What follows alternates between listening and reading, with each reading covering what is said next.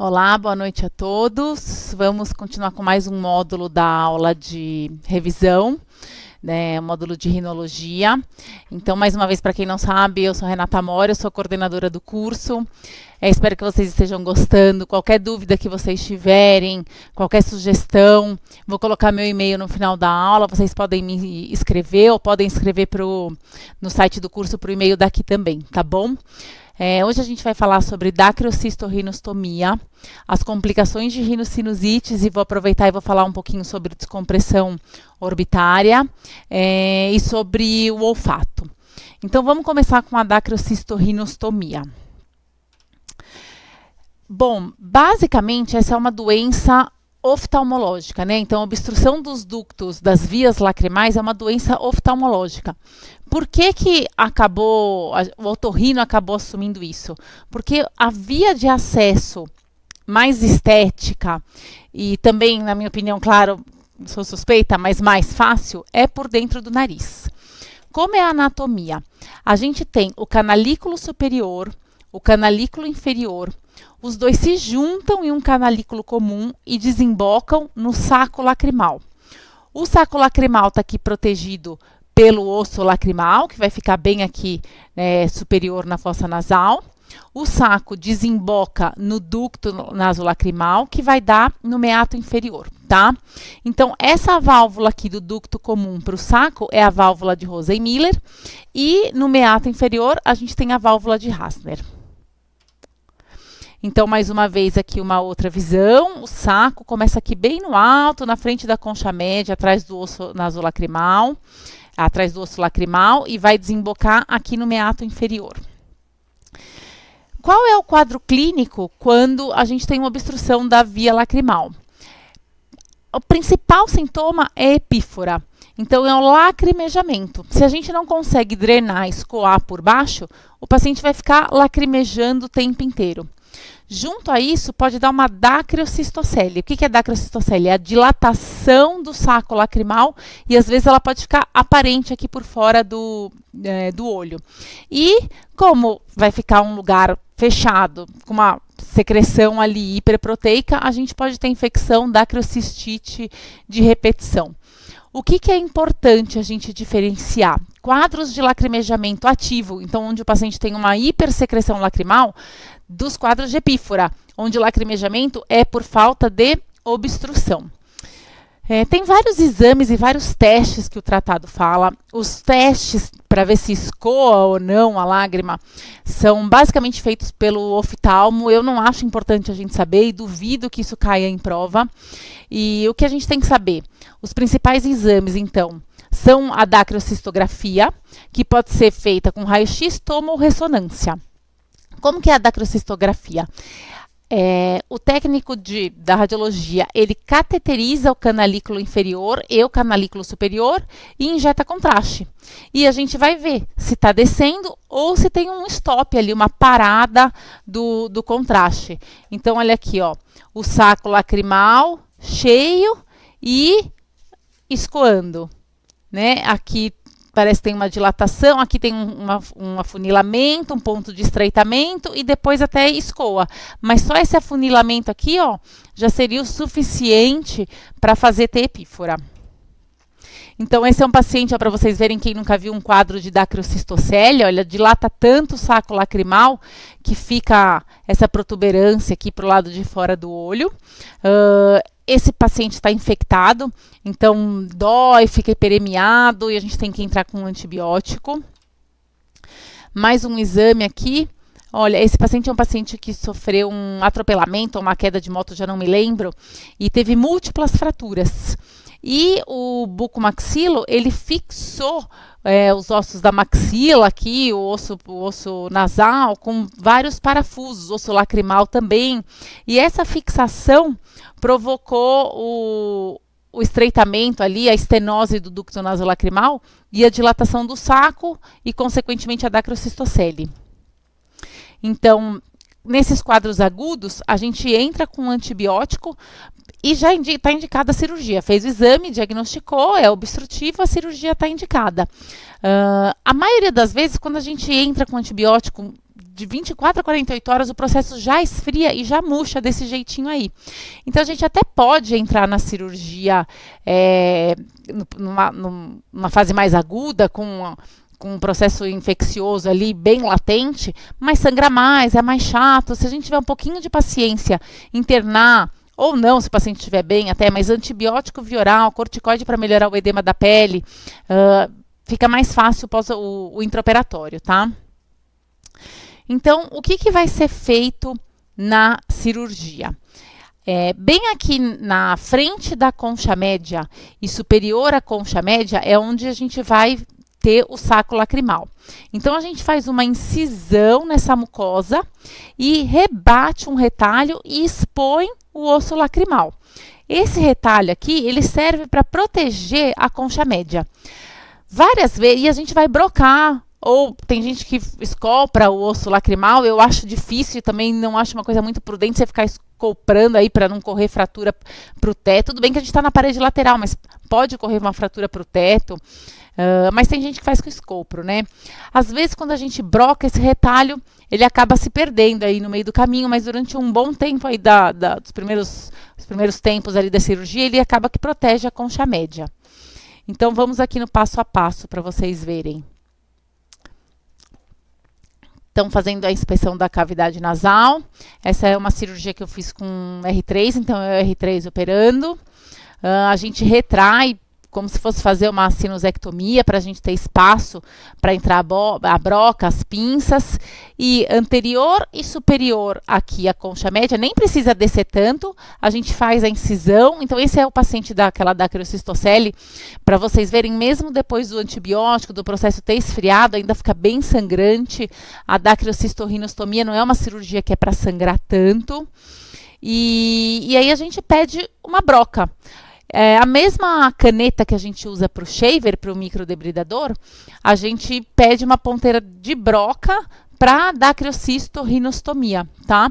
Então, é uma ponteira reta, que ela tem essa capinha metálica aqui, ó, nessa face, e a broca, para a broca só comer aqui para a parede lateral e não ter lesão de mucosa aqui na parte mais medial e na concha média. Então, broca, demora um pouco, ela broca e irriga ao mesmo tempo, a gente pode controlar o fluxo de soro, né? Junta aquele pó de osso, é como se estivesse brocando a mastoide mesmo. Então, a gente tem que irrigar algumas vezes, aspirar. E olha, é um osso bem duro, né? Para vocês verem, a gente está broqueando aí já faz um tempinho, ó. E a gente vai sentir que ele vai ficando cada vez mais fininho. E como na mastoide a gente não faz buraquinho, a gente não faz uma cavidade pequenininha e fica cutucando lá. A gente broqueia todo o osso lacrimal e vai tirando várias camadas, tá? Então aqui, ó, ele começou a ficar mais fininho, ó, aqui começou a ficar mais pontudo. Então a gente broca, vai com a broca aqui, vai alisando toda a parede, ó, a inserção da concha média tá aqui. Ficou bem fininho, a gente pode ir com o cotton e descascar o resto que falta, tá? Então aqui palpando, ó, parece que já chegou. Não, desculpa, eu me enganei com o filme, ainda estava mais comprido, então provavelmente ainda estava difícil de incisar com o cotton. Então a gente broca mais um pouquinho. Deixa eu ver se consigo acelerar. Não, né? Tá bom, faz mal. Broca mais um pouquinho, acho que agora sim, ó, vai ficar mais fininho. Isso, agora a gente já consegue ver a extrusão aqui, ó, do saco lacrimal quando a gente aperta aqui por fora do olho. Então a gente cateteriza o canalículo superior e o canalículo inferior e vai por dentro da fossa nasal para a gente ver se realmente está no lugar certo, né? Para ver se tem que ampliar um pouco mais a parte óssea. Tá tudo certo? A gente faz uma incisão e abre a parede medial do saco lacrimal e exterioriza ele para a fossa nasal e tá feita a cirurgia. O pós-operatório é bem tranquilo. Antigamente eu falava para ficar irrigando com soro pelos canalículos, né? Mas dá trabalho, dói, tem que comprar anestésico. Então, quando a gente abre bem o saco lacrimal para a fossa nasal, a maioria das vezes não precisa cateterizar e ficar irrigando nem nada. Quais são as causas da falha? Então, muito sangramento, muito edema, não fez um pós-operatório direito, fez uma sineque ali entre a concha média e a parede nasal lateral. qualquer coisa que forme uma estenose ali, pode ser um caso que você tem uma recidiva da epífora. Falha na localização do saco lacrimal ou uma abertura óssea inadequada, você abriu só um buraquinho pequenininho. Pode ter uma neoformação óssea, mas se você bloquear todo o osso lacrimal e expor bastante o saco lacrimal, provavelmente mesmo que tenha essa neoformação, não vai reestenosar. Ou se você não fez a incisão bem feita na parede medial do saco lacrimal, tá? Só mais uma coisa. Antigamente, a gente deixava aquele catéter, né, de silicone, colocava um em cima, um embaixo, puxava pela fossa nasal e deixava ali. Hoje em dia, a gente não usa mais, a não ser para os casos de recidiva. Para uma primeira cirurgia, não tem indicação, a taxa de sucesso da cirurgia não é maior. Então, didacriocitorrinostomia é basicamente isso. Eu acho que se cair em prova, o que cai é quadro clínico e exame. Então, a dacriocistografia pode ser por raio-x, tomo ou ressonância, tá? Vamos falar um pouquinho agora das complicações de rinocinusite. Primeira coisa, antibiótico não previne complicação de rinocinusite. Antibiótico diminuiu, né, a morbidade e a mortalidade, diminuiu a taxa de comprometimento visual, né, de amaurose e de morte por meningite. Mas tratar a rinocinusite aguda bacteriana com antibiótico não vai prevenir o paciente ter uma complicação. Quais são as complicações mais frequentes? Então, aqui, em ordem de frequência, as primeiras são as mais frequentes e a gente vai indo para as menos frequentes. Disparado, a mais frequente são as complicações orbitárias. Depois, são as intracranianas. No tratado, aparece essa ordem, em alguns trabalhos também, de empiema, abscesso, meningite, abscesso extradural e trombose do seio cavernoso. O que acontece? Na prática, a gente vê muito mais meningite do que empiema. Talvez porque nos trabalhos, não sei, ou quando chega para o neurologista, eles relatem e chamam a gente quando tem um empiema. E talvez uma meningite, acaba que a sinusite é tratada junto com a meningite e a gente não fica sabendo. Mas na prática eu acho que a gente tem mais meningite do que empiema, mas para a prova é isso, tá? E por último, as menos frequentes e mais raras, que são as mais difíceis de tratar, até são as osteomielites, as complicações ósseas. Então, as complicações orbitárias é praticamente uma complicação de criança, talvez por uma imaturidade imunológica, pelos ossos serem mais estreitos, os ossos serem diplóicos, tem mais vascularização ali da parede óssea dos seios, a gente vê bem mais em criança do que em adulto. E mais em menino do que em menina. Tem alguns fatores associados, como HIV e os imunossuprimidos, imunodeficiências, diabéticos e transplantados. Pode se disseminar dos seios paranasais para a órbita, né, ou intracraniana ou óssea, por contiguidade, por via hematogênica e por continuidade. Pela proximidade, pelas íntimas relações anatômicas existentes ali, ia ser até mais fácil é mais intuitivo a gente imaginar que é por contiguidade ou continuidade. Mas a via hematogênica é a mais comum. Então, pode ter uma extensão ali pelos forames neurovasculares e porque o sistema oftálmico venoso é um sistema avalvulado. Então, tem um fluxo sanguíneo ali retrógrado do etimoide para a órbita e para os ossos e para o conteúdo intracraniano. Por continuidade aqui, o que acontece? A lâmina papirácea, muito fininha, ela pode ter microfissuras que a gente não visualiza até, mas isso seria uma das causas ali de disseminação direta, tá? E olha como é tudo muito pertinho, né? Olha, então o canal óptico aqui, por onde passa o óptico, claro, e a artéria oftálmica, e a fissura orbitária aqui superior, onde passa o 3, 4, V1, 6 e a veia oftálmica, olha. Então é tudo muito perto do etimoide e do esfenoide. Aqui, mais uma vez, ó, o segundo, carótida, recesso óptico carotídeo, V2 pelo forame redondo e aqui vidiano pelo canal do vidiano. Os germes mais comuns, então em crianças menores que 5 anos principalmente são hemófilos, influenza, o resto pneumococo, estáfilo e anaeróbio.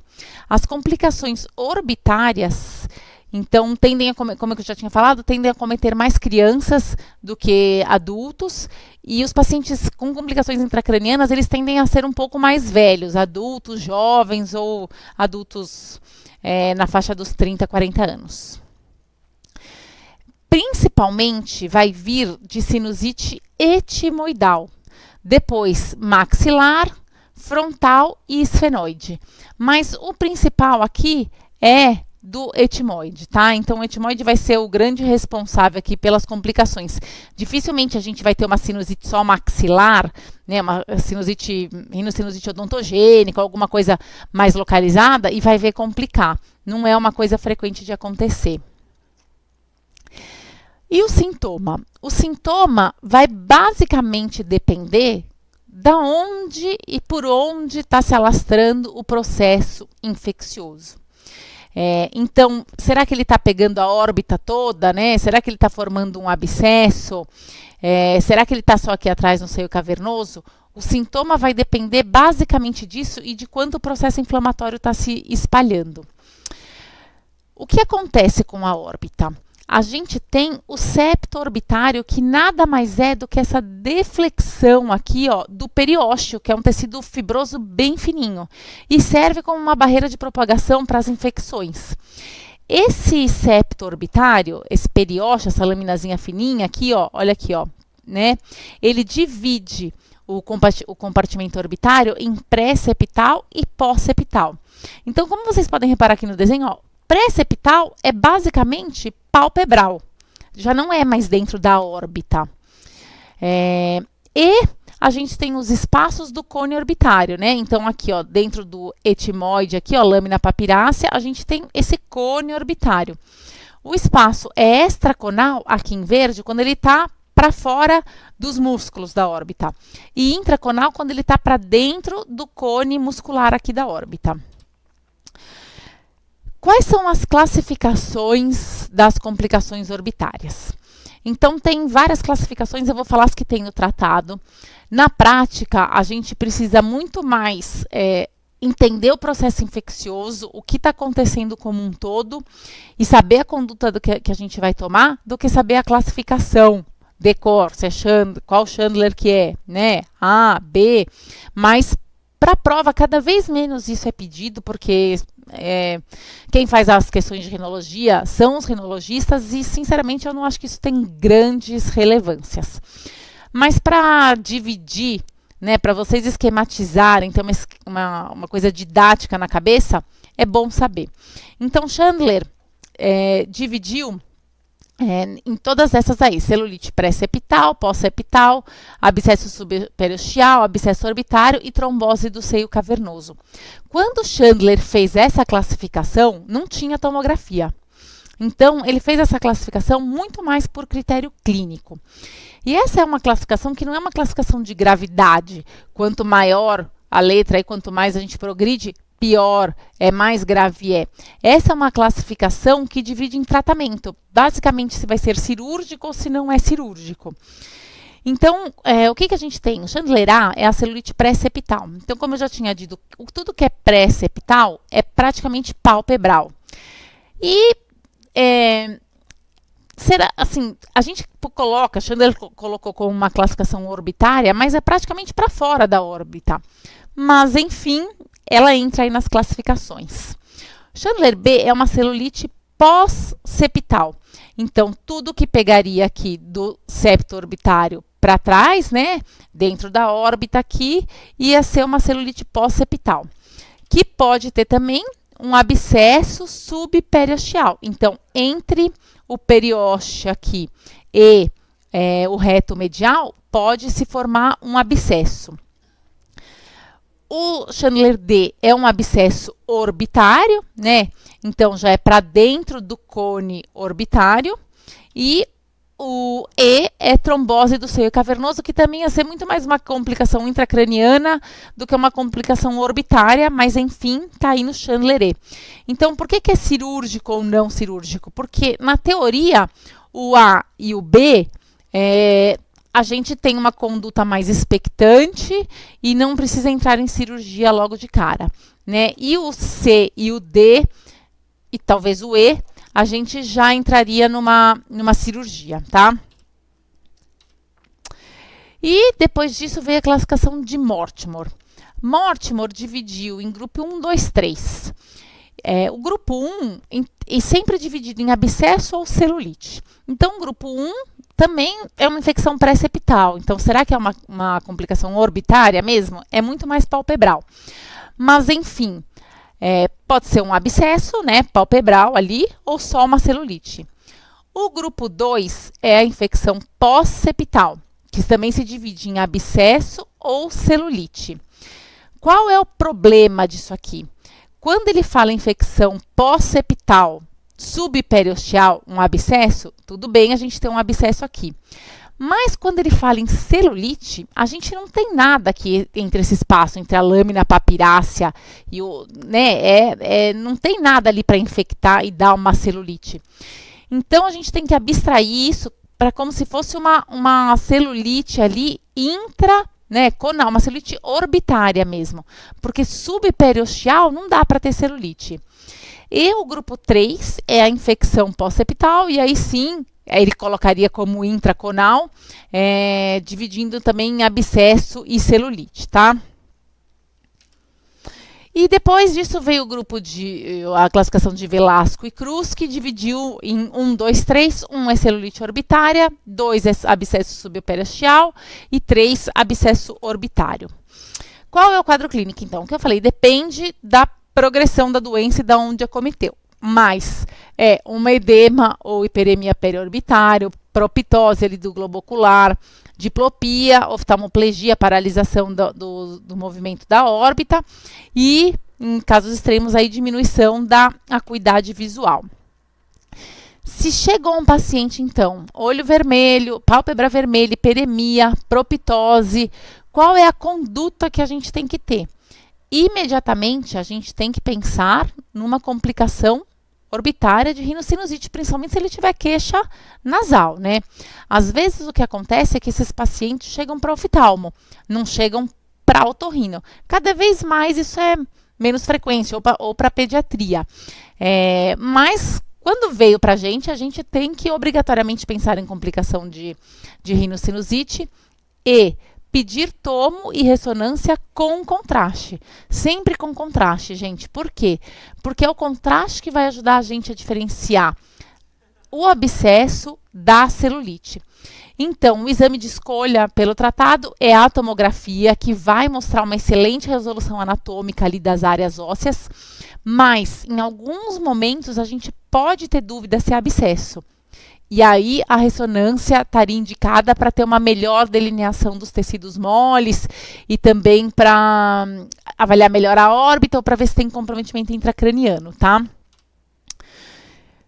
Diagnosticado uma complicação de rinocinusite, uma complicação orbitária, a maioria esmagadora das vezes a gente vai internar o paciente. Quando que a gente pode não internar? Então, não internar é uma conduta de exceção. Se vocês responderem internar, ou se vocês pensarem para a vida de vocês internar, provavelmente não vai dar errado, tá? Então, a gente não interna. Quando o paciente é mais velho, né, normalmente adulto, não é criança, um paciente ígido, que tenha uma celulite pré-septal, que possa ser tratada com antibiótico via oral, que o paciente saiba referir se o sintoma está progredindo ou não. Então, tirando essa exceção, a conduta é internação, é fazer toma e ressonância para fazer o diagnóstico, hemograma, PCR, internação e entrar com antibiótico. Qual antibiótico? Na verdade, é empírico, né? Então, alguns lugares entram com, no HC, por exemplo, a gente entra com ceftriaxona e clinda. Se chega para pediatra, normalmente eles entram com ceftriaxona e oxa, o que talvez esteja mais correto até do que a gente clinda, porque eles pensam mais em estáfilo. Corticoide intravenoso é discutível, não tem nenhum embasamento na literatura que realmente tem que entrar, mas se vocês conversarem com qualquer rinologista, a nossa experiência é que entrou com corticoide melhora e às vezes até a gente dá alta e tira o corticoide, dá uma regredida, dá um pouco mais de edema ali a hora que a gente retira o corticoide, mas assim, trabalho mesmo, não tem embasamento que a gente é obrigatório entrar com corticoide. Tem que pedir uma avaliação da oftalmologia e a gente vai avaliar caso a caso quando pode ser cirúrgico ou não. Então o paciente chegou bem, né? Só com edema, só com proptose, sem quemose, aquele edema da conjuntiva, sem diminuição da acuidade visual, e é uma celulite, provavelmente a gente vai internar, esperar 48 horas e ver o que acontece. Então, se em 48 horas ele melhorou, ótimo, não tem indicação cirúrgica. Se depois de 48 horas ele piorou, ele não melhorou nada, foi muito frustro, ele vai ter uma indicação cirúrgica simplesmente para descomprimir essa órbita, melhorar o efeito ali do antibiótico e perder o efeito compressivo e não ter nenhum perigo para diminuição da acuidade visual. Em qualquer momento, se o paciente piorar ou tiver uma diminuição da acuidade visual, tem indicação cirúrgica também. E abscesso é para falar que tem indicação cirúrgica na maioria das vezes. Também a gente pode ter um tratamento conservador, mas são casos de exceção.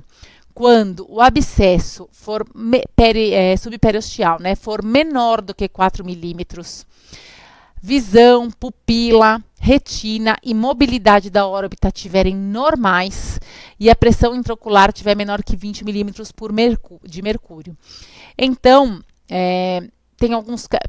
Por que a gente tem esses parâmetros? Justamente porque vai para a pediatria ou para o oftalmo, eles acabaram não fazendo nada e a gente vê que evolui bem.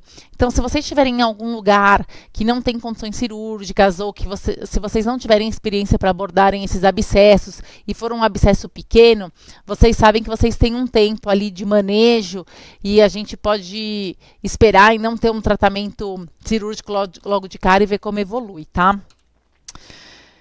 Então, se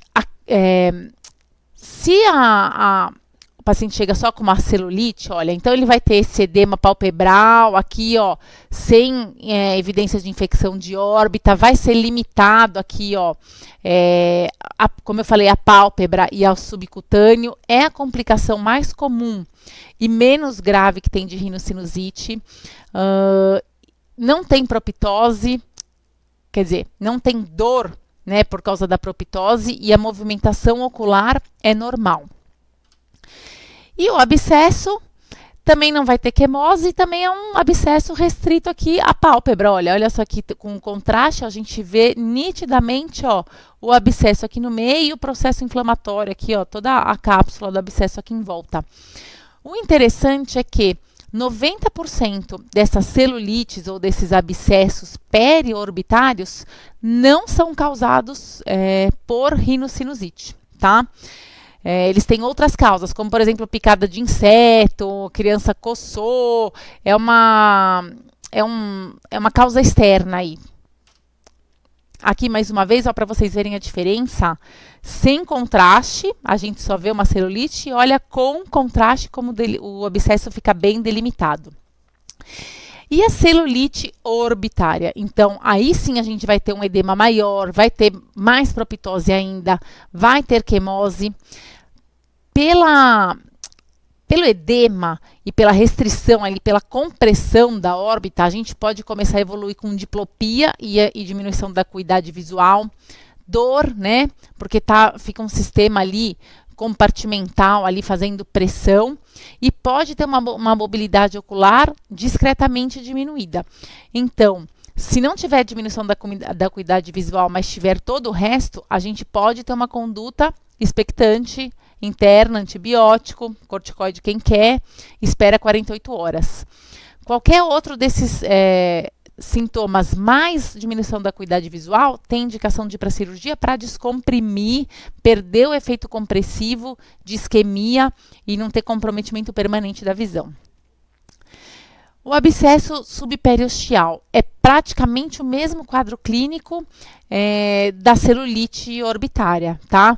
Edema, proptose, quemose, diplopia e também a diminuição da acuidade visual vai depender do quanto a gente está pressionando o olho lá dentro e isquemiando. Pode ou não ter. O local mais comum do abscesso é aqui, medial, né? Então, ele vai deslocar o globo inferiormente e vai ter essa restrição, pelo menos mínima ali, de movimentação da musculatura escolar por causa do edema ou até por um espasmo da musculatura. E se a gente deixa progredir, fica comprimindo ali e tem uma isquemia do nervo óptico e pode ter levar a maurose, tá bom?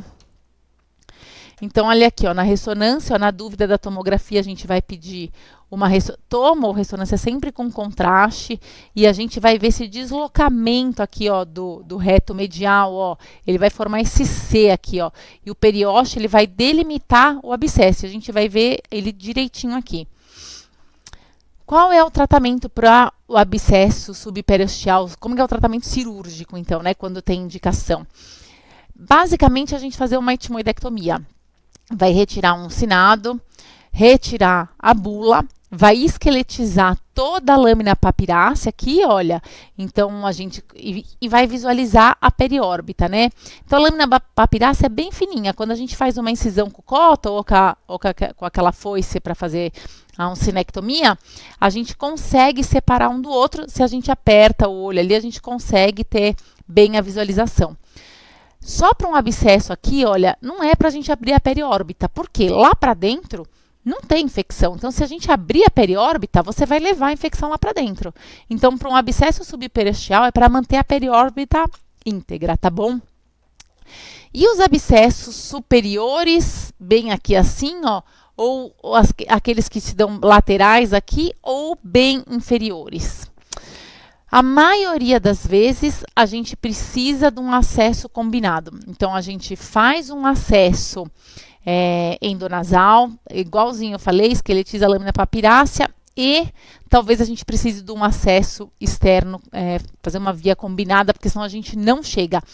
E os abscessos aí, eles não são abscessos que drenam passivamente, a gente faz uma aberturinha e ele já logo sai. Às vezes precisa dar uma apertadinha, ir lá buscar o abscesso mesmo com o endoscópio, combinar por cima e por baixo, aspirar, até a gente lavar bem para conseguir tirar toda aquela secreção mucopurulenta, tá? E quando esse abscesso for orbitário, ele pode ser intraconal ou extraconal.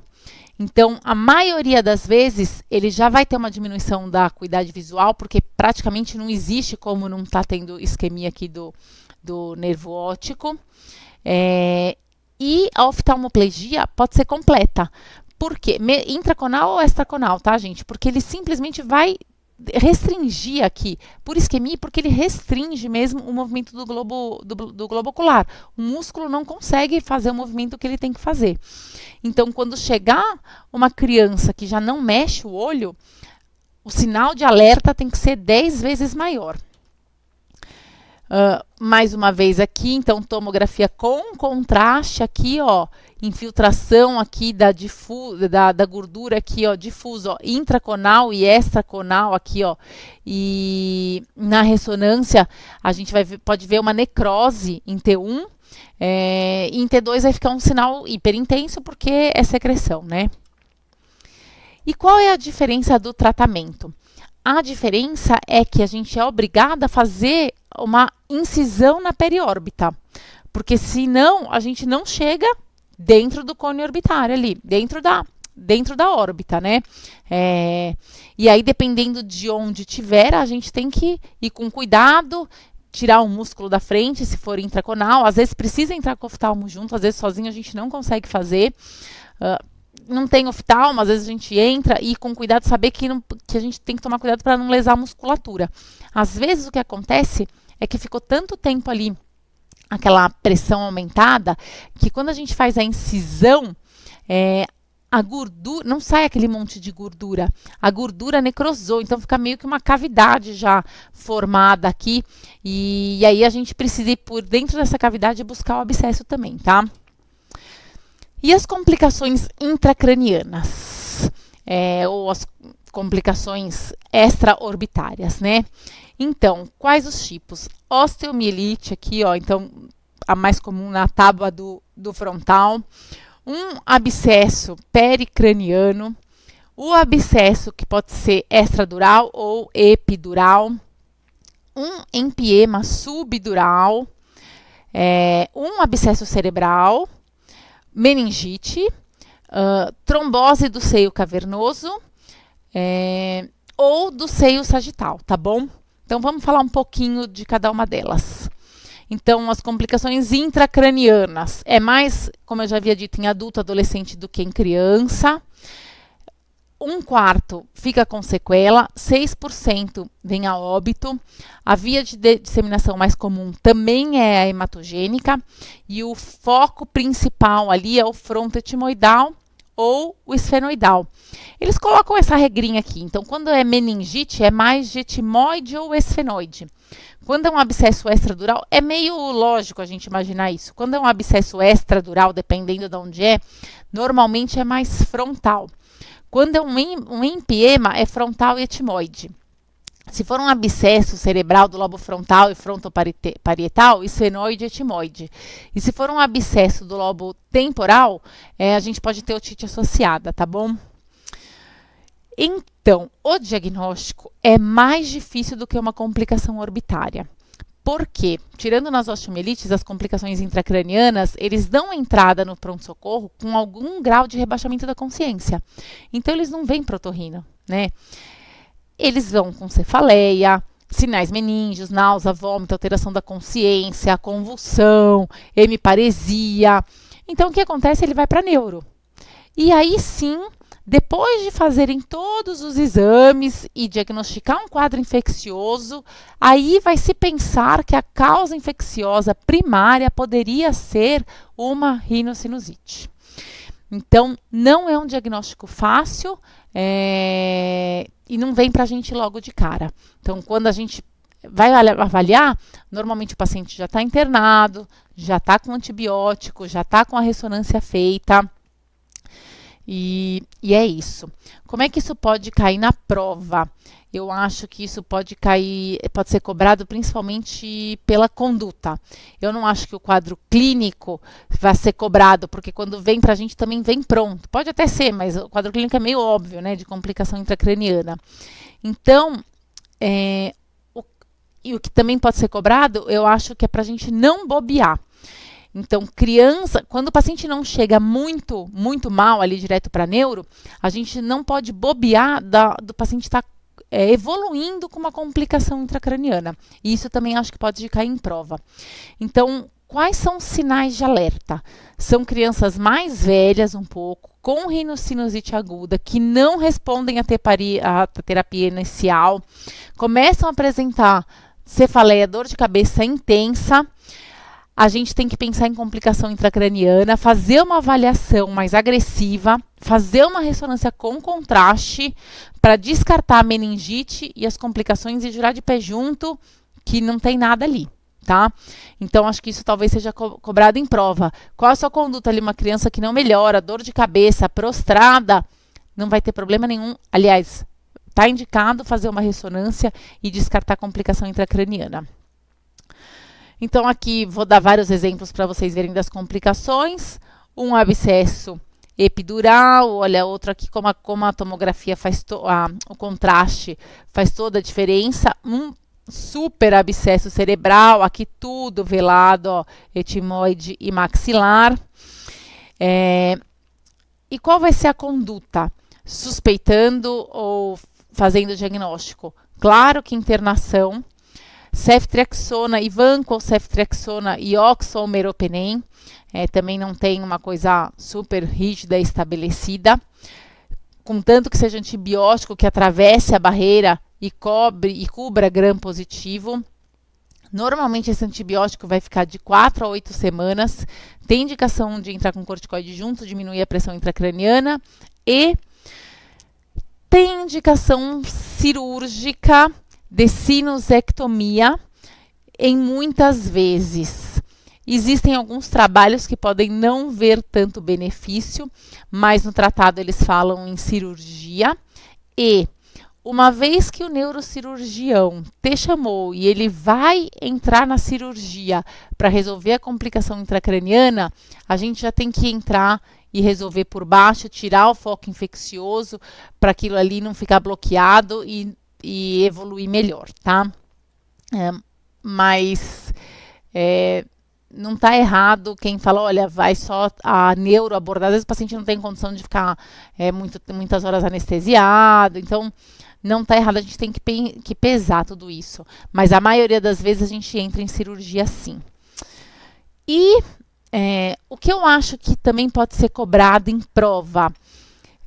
Anatomia primeiro, e segundo, o que vai decorrer ali desses forames todos aí serem muito pertos. Então, o que passa pela fissura orbitária superior, igual eu já falei, né? 3, 4, V1 e 6. O que faz cada um deles? O 3, ele vai inervar o reto medial, o reto superior, o reto inferior, o oblíquo inferior, o levantador da pálpebra, pupila e íris. O 4, tá fácil, é o oblíquo superior. O 6º, que é vai inervar o reto lateral, né? Que é o 6º, que é o abducente, vai inervar o reto lateral. E o 5º, o terço superior ali da face. Então, desculpa, travou. Então, o paciente com acometimento do esfenoide, etimoide, ele pode cursar com uma síndrome da fissura orbitária superior, que pode ser incompleta ou completa. Então, quando ela pega 3, 4, V1 e 6, então quais os sintomas aqui, ó, né? 6, não vai conseguir abduzir. 4, oblíquo superior, não vai fazer esse movimento de rotação. Provavelmente a dificuldade vai ser mais na leitura, o paciente vai falar que ele não consegue ler, que dá dor de cabeça, ou ele tem uma dificuldade de leitura. E o terceiro, reto medial, pitose. Então, ele vai chegar com todos esses sintomas: pitose, oftalmoplegia, midríase e hipoestesia palpebral quando pegar V1, tá? Quando falta algum desses daí, é síndrome da fissura orbitária superior incompleta, se não pegar algum desses pares. Se pegar todos esses pares ali da fissura orbitária, mais o segundo, ele vai ter, além de tudo isso, pitose, oftalmoplegia, midríase e hipoestesia palpebral, ele vai ter uma diminuição da acuidade visual. E a gente chama isso de síndrome do ápice orbitário. Então, aqui, ó, o ápice orbitário, né? Que é o canal, aqui, ó, canal por onde passa o nervo óptico, e a fissura orbitária, os dois acometidos, e pegou tudo ali nessa região. E se a coisa progride para mais posterior, logo atrás da fissura orbitária, a gente tem o seio cavernoso. E a gente pode ter uma trombose do seio cavernoso. O que vai pegar a mais? Então, vai pegar o 2, o 3, o 4, o V1, o V2 e o 6º, tá? Então, pega o V2 a mais, que é tudo que passa por dentro, mais a carótida ali, que pode ter um trombo também, às vezes, é tudo que passa dentro do seio cavernoso. Então, o paciente vai ter pitose, oftalmoplegia, midríase, diminuição da acuidade visual e hipoestesia da face toda. E pode ser bilateral. Então, tudo que passa aqui, ó, dentro do seio cavernoso, logo atrás da fissura orbitária, ó, o seio cavernoso é tudo isso aqui que está em preto, todos eles podem ser acometidos, tá bom? A maioria das vezes é por estáfilo aureus, o paciente vai ficar com muita prostração, febre, então pode ter comprometimento bilateral. Normalmente, o primeiro sintoma do olho contralateral é a paralisia do reto lateral, porque pela posição ali do cesto, que fica um pouquinho mais, ele é um pouquinho mais fininho, ele fica um pouquinho mais anterior. Então, vai ser um quadro rapidamente progressivo, com quemose e oftalmoplegia. Vai ter papiloedema quando o oftalmo examina. E pode ter junto, como eu tinha falado, trombose da carótida. O paciente pode haver cesar, pode ter junto meningite, um abscesso cerebral. É comum nessas complicações intracranianas, elas terem mais de um foco, mais de uma complicação ali simultânea ao mesmo tempo. Antes, trombose do seio cavernoso era sinônimo de morte, morria 100%. Hoje em dia, quando a gente entra com um tratamento agressivo e a tempo, a mortalidade ainda é de 30%. E é muito raro o paciente sair sem sequela nenhuma. Um sexto acaba com algum grau de deficiência visual e metade evolui com algum déficit de sistema nervoso central, que pode ser revertido ou não, mas pelo menos num primeiro momento o paciente acaba sequelado, tá? Quando a gente faz os exames de imagem, tomografia e ressonância, o que a gente vai ver? O contraste não vai encher o seio cavernoso por completo. Então, a gente vai ver defeitos de enchimento. Então, olha aqui, ó, o seio cavernoso, olha, tá vendo? Ó, fica esse preenchimento aqui, ó, meio heterogêneo, nesse caso, bilateral, né? Na ressonância aqui, ó, mesma coisa, esse lado encheu, tá captando contraste aqui, seio cavernoso, olha, carótida toda delimitada, ó, e aqui, ó, a gente vê defeito de enchimento, ó. Então, muito provavelmente esse realce heterogêneo é por uma trombose. O exame de escolha vai ser uma angiorressonância. Então, aqui, ó, mais uma vez, ó, sempre com contraste, tá, gente? Então, no T1, a gente vê esse realce heterogêneo aqui, ó, tá vendo? T2 é mais difícil da gente ver, mas olha só que a gente vê aqui, ó, acometimento aqui, ó, posterior também, não só no seio cavernoso, tá? Então, a angiorressonância é o exame de escolha, que a gente vai ver exatamente o que está trombosado ou o que não está trombosado. Nesse paciente aqui junto, ó, além do seio cavernoso, ele teve um trombo de carótida. E antibiótico empírico de amplo espectro, que atravessa a barreira contra estáfilo, gram positivo, gram negativo. Cirurgia é a mesma coisa que para as complicações intracranianas. Sim, eles têm a indicação da gente ali e drenar a fonte de infecção, deixar ventilar, não deixar aquele foco ali para piorar ou evoluir com outras complicações. E entrar com corticoide. Como é o tratamento cirúrgico? É uma sinusectomia. Abre a lâmina papirácea, descomprime o etimoide, descomprime o ápice orbitário, abre o esfenoide e parece que esse alívio mecânico ali é o que faz ter uma melhora precoce dos sintomas logo depois da cirurgia, tá bom? Anticoagulação é super controversa. Se for fazer com heparina subcutânea, na teoria minimizaria a progressão da trombose, mas se o paciente tiver uma hemorragia intracraniana, o tiro pode sair pela culatra, tá? Então, tem que pesar ali o custo-benefício, não é consenso. Se for começar a anticoagular, tem que fazer depois de ter certeza de ter excluído qualquer sinal de hemorragia ali intracraniana com os exames de imagem. Pesquisar trombofilias do fator 5, homocisteína, VHS, PCR, pesquisas de mutação de protrombina, descartar granulomatose de Wegener, ANCA, ver se o ANCA está negativo, fazer pelo menos uma tomografia de tórax e ver como é que tá, porque granulomatose de Wegener pode cursar também com trombose do seio cavernoso, ou todas essas trombofilias. Às vezes, esses pacientes com Wegener, esses Wegeners agudos, eles têm otite junto também, vem tudo junto, quadro pulmonar junto. É um paciente que abre o quadro clínico muito mais grave. E por último, das complicações, as complicações ósseas, que são as mais raras. Então, normalmente em adolescente e adulto jovem e no seio frontal, mais uma vez a via de disseminação mais comum é a hematogênica por causa das veias diploicas avasculares. Estáfilo é o principal agente, tá? Também pneumococo e os anaeróbios. O clássico é o tumor de Pote.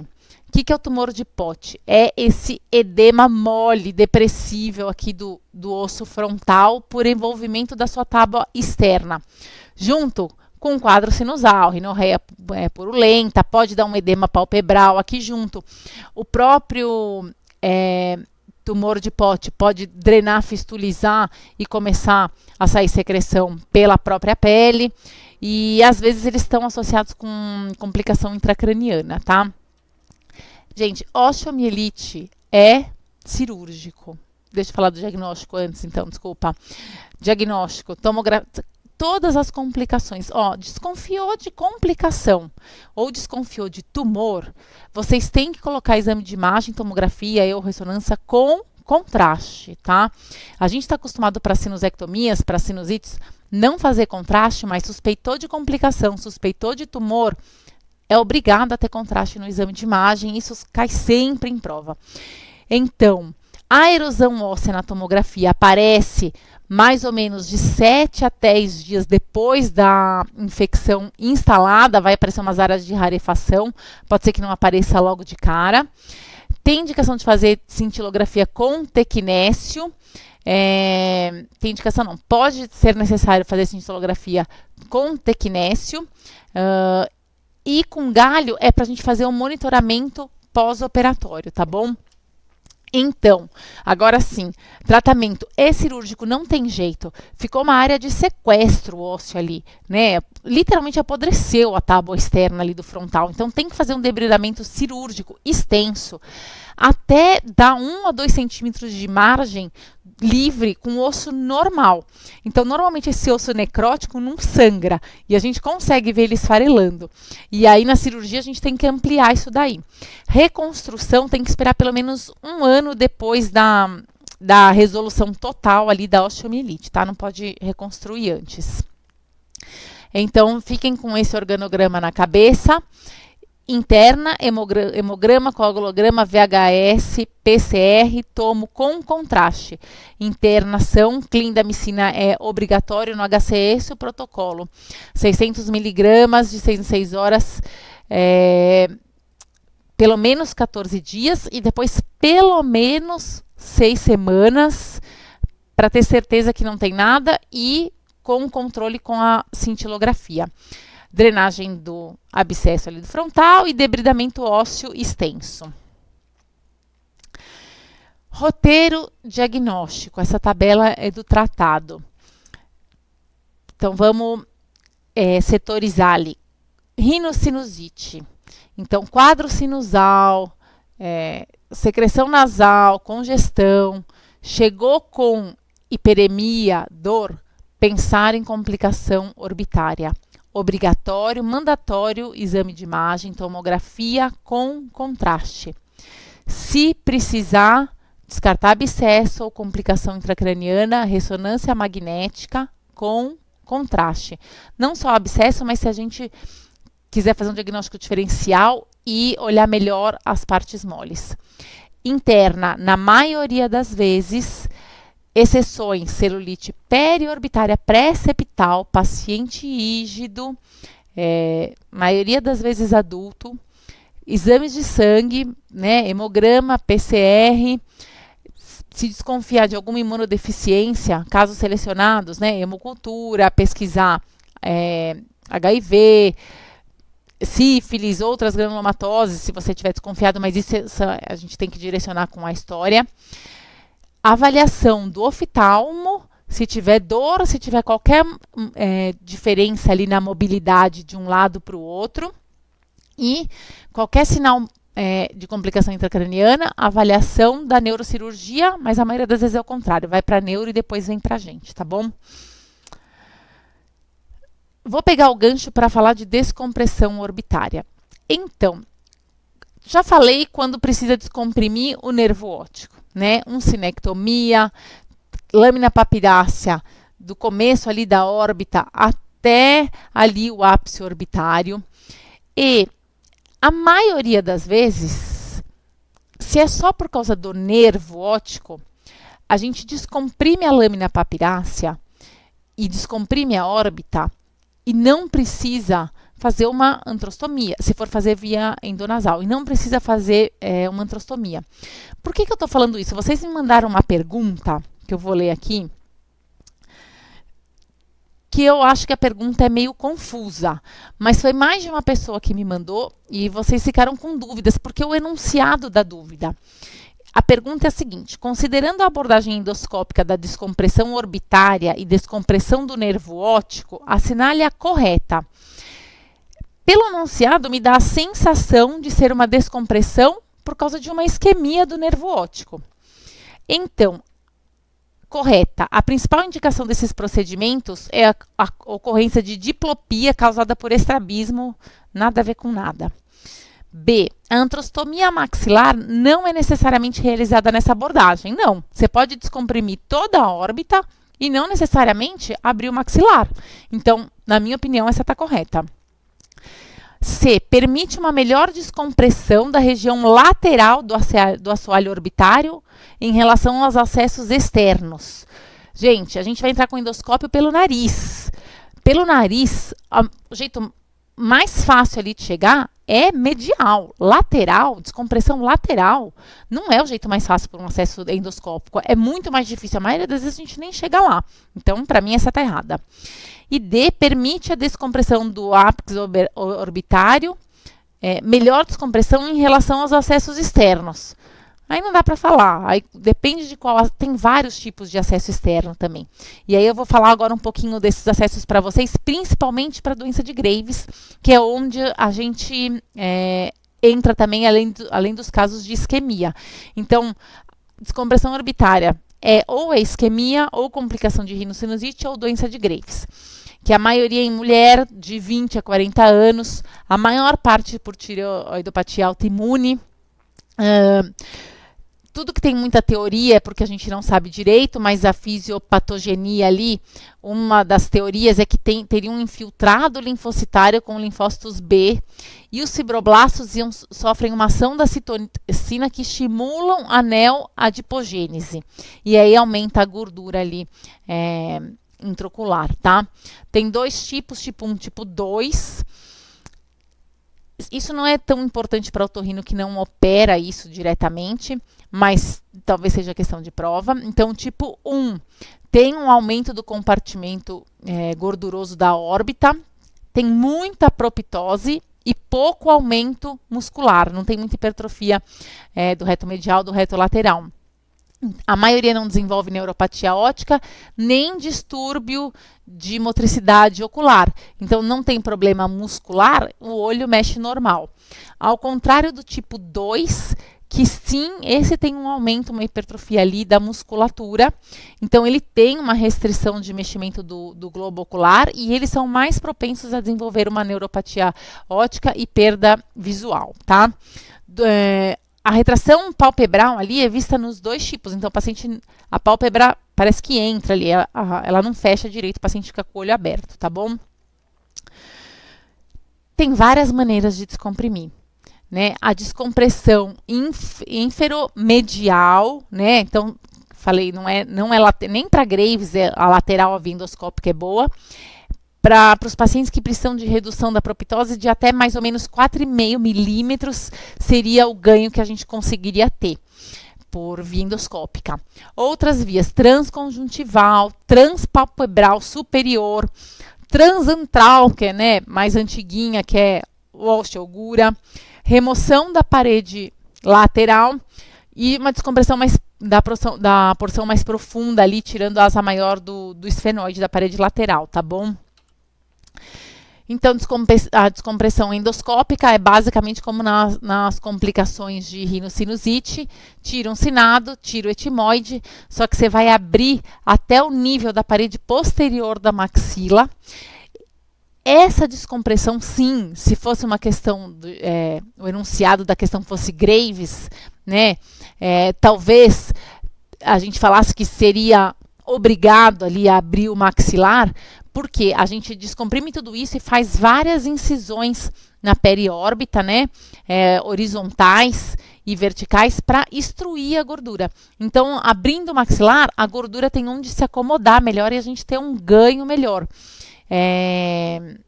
E até para não fazer uma mucocele, não bloquear ali o maxilar e não começar a fazer uma rinocinusite ali por causa disso, tá bom? Complicações. Então, se você bloqueou alguma coisa com a gordura, pode ter rinocinusite ou mucocele. Se você subiu muito ali pro teto ali posterior, né? Pode fazer uma fístula licórica, pode ter uma lesão do ducto nasolacrimal, se você veio muito lateral, pode ter uma lesão do infraorbitário. Epistaxe é super raro de ter e pode ter uma diplopia. A preservação, quando a gente faz a incisão na periórbita, se a gente deixar uma faixinha entre uma incisão e outra, diminui a incidência de diplopia. Essa diplopia ela pode ser transitória ou pode ser permanente. Ela pode ser pela cirurgia ou pode ser evolução da própria doença, tá? Então, eu acho que descompressão orbitária é isso. É entender o que... Assim, primeiro, para que você vai descomprimir a órbita? Um tumor, por exemplo, eu nem citei aqui, mas um tumor, para que você precisaria abrir o maxilar para descomprimir um tumor ou para chegar num tumor de ápice orbitário? Então, essas alternativas todas de sempre, nunca, vocês fiquem muito atentos ao enunciado e tentem entender. Quem fez a pergunta está pensando em alguma coisa, gente, tá? Com certeza a pessoa viu um caso, lembrou de um caso que fez ele criar aquela pergunta ali. Então, tentem entender o caso e particularizar as respostas, tá? Vamos para rinocinusite em UTI. Então, por que acontece? 3 fatores são fundamentais para a gente não fazer uma sinusite. É a patência dos ossos de drenagem. A gente ter uma função ciliar que esteja ativa e drenando a secreção. E uma secreção nasal que não seja muito viscosa, né? O paciente não tenha nenhuma doença ciliar e nenhuma fibrose cística que vai deixar a secreção muito espessa. O paciente que está entubado na UTI, ele fica fazendo uma agressão contínua da mucosa. Então, a mucosa ela vai ter um edema ali contínuo. Só por isso já vai obstruir os ossos de drenagem. Além disso, o paciente está sedado e deitado, o que diminui o retorno venoso, aumenta mais ainda a congestão e piora a drenagem. A maioria das vezes, ele está numa ventilação mecânica que aumenta a pressão venosa central por causa da pressão contínua que fica ali. E a flora bacteriana está toda alterada, muito provavelmente ele está colonizado com uma flora hospitalar. O que acontece quando diminui a obstrução do ósseo sinusal? Diminui a tensão de oxigênio, diminui a tensão superficial de oxigênio e o pH ali da mucosa, dá uma vasodilatação, uma disfunção ciliar, diminui a produção de secreção boa, né, para drenar o muco que faz a secreção ali, que tem a função ali para drenar e uma função de defesa. Vai ficar essa secreção toda parada, retém secreção, vira um meio de cultura e dá a rinocinusite, favorecendo ali o crescimento de bactérias anaeróbios e da flora hospitalar. Então, qual o fator de risco? Quanto mais se agride ali a mucosa, maior o fator de risco. Então, as sondas nasais, intubação prolongada, antibiótico indiscriminado, então paciente que já chegou na UTI por qualquer causa e colocaram todos os antibióticos possíveis ali, e os pacientes imunodeficientes. Quando que a gente é chamado por causa de uma sinusite em UTI?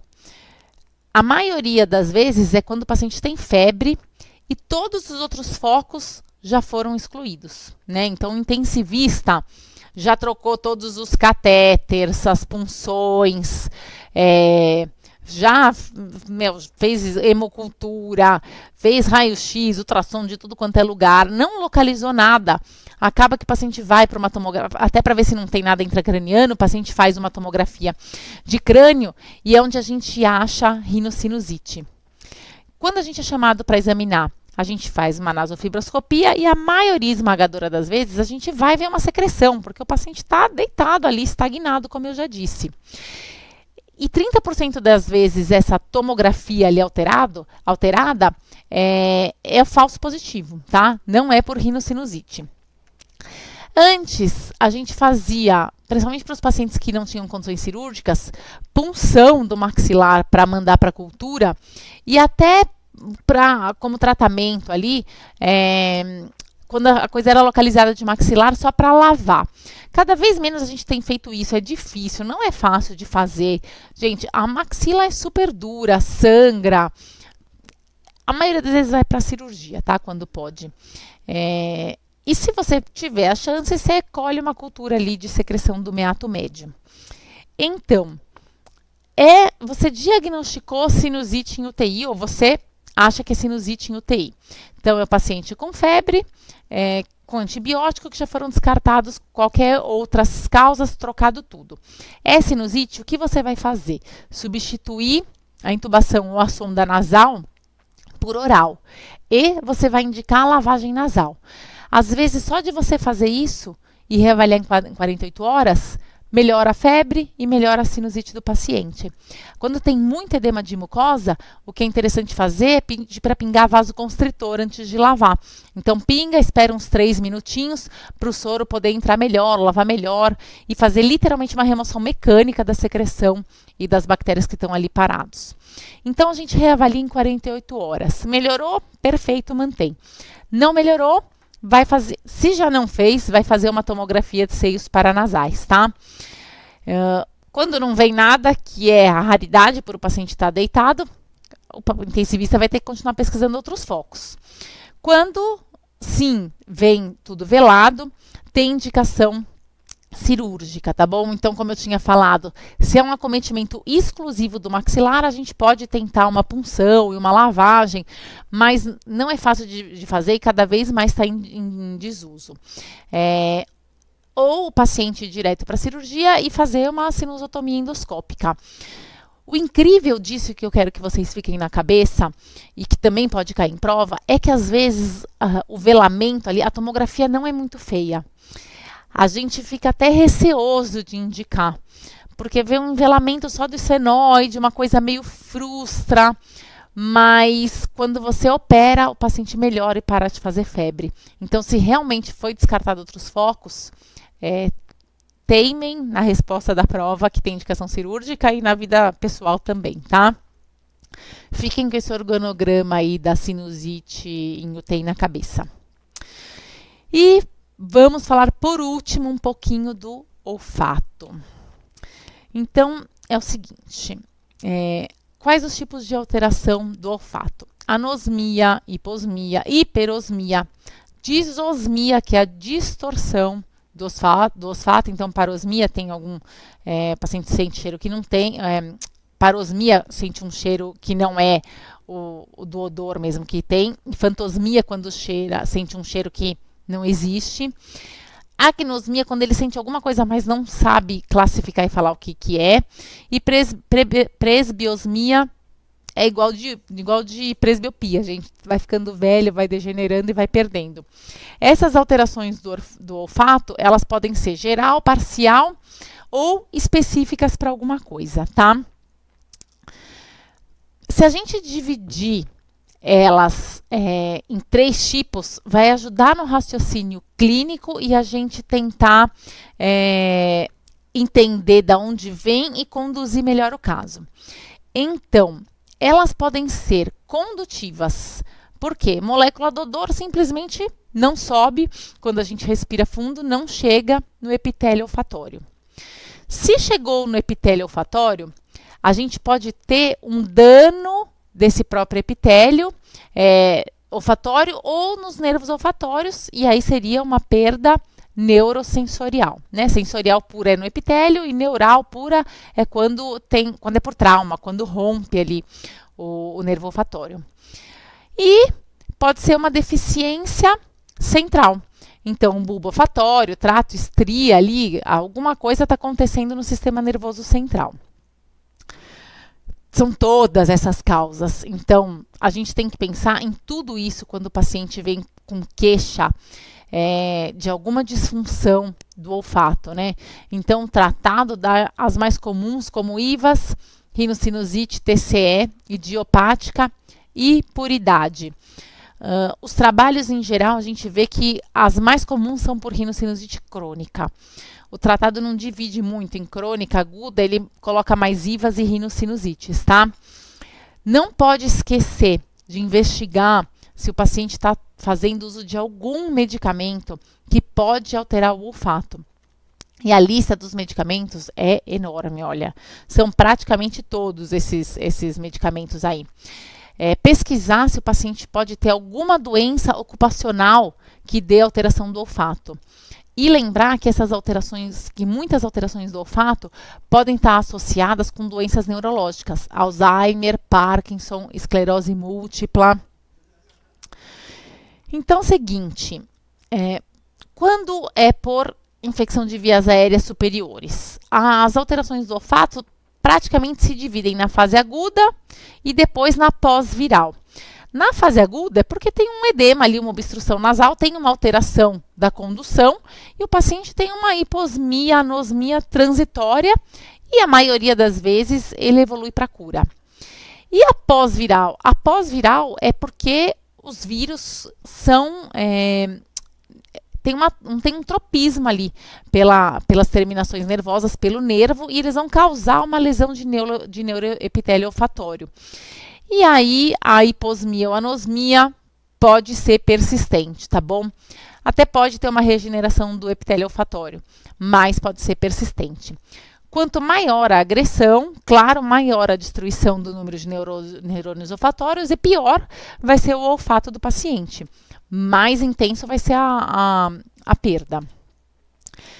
A maioria das vezes nas pós-virais são mulheres, é o dobro de mulher do que de homem. Quanto maior a idade, pior. A maioria das vezes é hiposmia, não é anosmia. E a disosmia é 2 vezes mais comum nas infecções, nas IVAs pós-virais, do que em TCE ou em rinocinusite, tá? O diagnóstico tá fácil porque o paciente vai te falar: doutora, fiquei resfriado, perdi o olfato. Mesmo com uma história tão marcante, a gente é obrigado a afastar outras causas, outros quadros sinusais, né? Então, a gente tem que fazer uma nasofibroscopia e a gente tem que fazer exame de imagem para afastar quadro sinusal com a tomografia e uma ressonância para afastar uma doença intracraniana. Se o exame físico é normal, se a gente não achou nada anormal no nariz, tá bom? Mas, claro, se a gente achou um paciente com polipose, aí a gente não precisa pesquisar, fazer uma ressonância e pesquisar nada intracraniano, tá? E nas rinossinusites crônicas, então, o problema é condutivo, porque edemacia não chega ao olfato, a molécula de odor, e neurosensorial, porque literalmente a gente vai tendo morte do epitélio olfatório ali, vai tendo uma atrofia dele, ele vai atrofiando e o paciente vai perdendo o olfato. Vai atrofiando porque aumenta o número de macrófagos, linfócitos e eosinófilos ali, tá bom? Nos traumas também é fácil o diagnóstico, porque teve o trauma, após acidente, teve uma perda olfativa e normalmente é porque rompe ali a via olfatória. Se não é imediata ali, pode ser porque teve um trauma nasal e formou um monte de sinéquia dentro do nariz e aí a perda vai ser condutiva. 30% das vezes recupera e quando a gente faz alguma coisa depois de 1 ano ou quando diagnostica depois de 1 ano, o prognóstico, claro, que é pior, né? Então, quanto mais a gente, para todas essas, quanto mais a gente demora para fazer alguma coisa, pior é o prognóstico. Os idosos, infelizmente, não tem jeito. A gente vai envelhecendo e vai perdendo a nossa capacidade ali do nervo olfatório. Além do que, idoso toma um monte de remédio. E vários desses remédios cursam com alteração do olfato. Então, pode ser multifatorial. E também tem as doenças degenerativas centrais, Alzheimer, Parkinson, que pioram que também tem uma associação com perda do olfato. Causas genéticas. Síndrome de Kallmann. O que é isso? É um hipogonadismo hipogonadotrófico.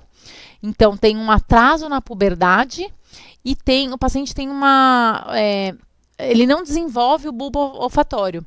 Então, com isso, ele vai ter uma queixa ali do olfato, na maioria das vezes anosmia e atraso na puberdade, tá? Olha só o bulbo olfatório de um paciente de Kallmann, ó, tá vendo? Um paciente normal, ó, o bulbo olfatório, ó, ele entra aqui, ó, ele tem esse volume aqui. Com síndrome de Kallmann, não. Quando a gente vai pedir uma ressonância, é importante a gente pedir com volumetria e com medição do volume do bulbo olfatório.